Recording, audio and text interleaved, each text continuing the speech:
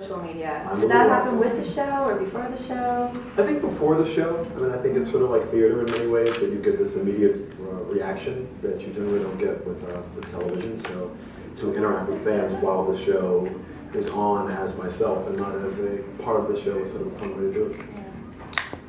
Okay, well, I'll open up the floor for questions.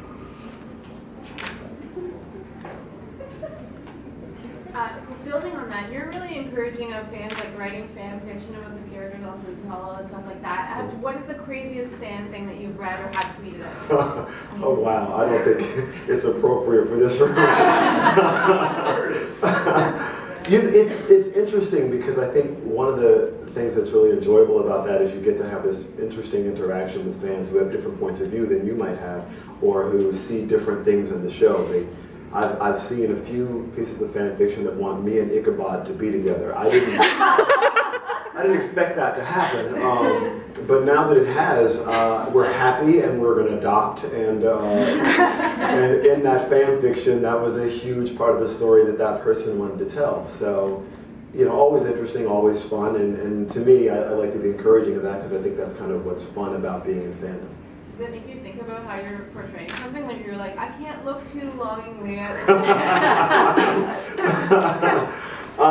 Not necessarily. I mean, I really do enjoy the experience, as crazy as it is. I kind of look at it like sports, right? If you're a fan of whatever your team is, that other team is the team you hate and you despise.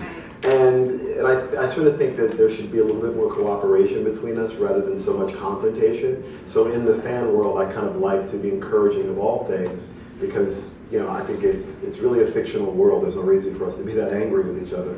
So I kind of like to embrace it and not shy away from it rather than treat it like they should be ashamed of wanting those choices or living in that fantasy. So it's part of, I think, the real joy of being able to do a television show. There were some really big bombs dropped in that two-part finale, especially with your character's daughter and then with the revelation about Ichabod's child. Where do we pick up when the season starts? Like, what can you tease about where we start when the new season begins? Yes, I've been told I can't say anything. Now that that's out of the way, here's what I'll tell you. They did something really cool, the writers. We actually pick up right after it happened. There was a really important, I think, mandate from Mark Goffman and Kirsten Dorsey and Len Weissman not to want to jump ahead and sort of cheat the audience. So as it happens, you come back 2 days? No, not even that. You come back right afterwards, and then by episode 2 or 3, we are only 3 or 4 days after what's happened. So we really are sort of playing it out pretty close to the same timeline that you experienced. So I think that part's going to be a lot of fun. Yeah, no problem. Bill? Is there a challenge to this type of show where the audience knows more than a lot of the characters and everybody's finding things out at a different speed? You have to stop yourself sometimes and kind of go, oh wait, I don't know that yet, but the audience does, and he knows that, but she doesn't know that. Yeah. Does it get confusing? What's the challenge of playing that? Because you have to be convincingly surprised, even though the audience already kind of knows more than you know. Yeah, I mean, I think all television, Sleepy in particular, is a little tricky in that sense because the audience knows so much more than the characters do. I think I spent the better part of the first season being the guy who didn't know what was going on and everybody's yelling at the TV, idiot, there's a headless horseman running around, and I'm the non-believer. That's always challenging because also the shooting schedule has us shooting things out of order. So you're often trying to basically ground yourself in where you are on what day and where you are in the story because the schedule is so hectic. We shoot it like it's a Sunday blockbuster, which is challenging in and of itself. I think the biggest part of it, frankly, is not to take it too seriously. On a certain level, you have to be believable, but on another level, you know, there's not really a headless horseman out there, and Moloch doesn't really exist.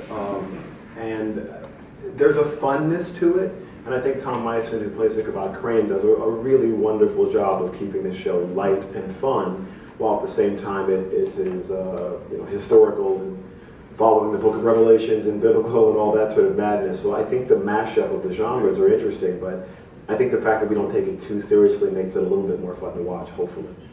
Okay, we have time for one more question. Thank you. South, right? Not in Los Angeles? Yeah, I'm from the South, but have been in Los Angeles for a while. I wanted to know how that informs you have a daughter, your parenting, and why you chose to live there, and how that informs your parenting choices. Whenever I have a 3.5-year-old daughter, and as far as she's concerned, she's in charge. She told me yesterday that I was not the boss of her, which I was not expecting to hear from a 3-year-old. She also hit me in the face with a piece of pineapple. And then she told me to pick it up, Daddy, damn it. To which I said, you want to climb out that high chair and say that to my face. I was agitated. It's always challenging, I think, when you're leaving a Los Angeles metropolitan area where there's traffic and crime and all the fear that goes into parenting. We're in Wilmington, North Carolina, my wife and I, and there is no traffic. And it's been, I think, really great for our daughter to, just experience an entirely different way of life.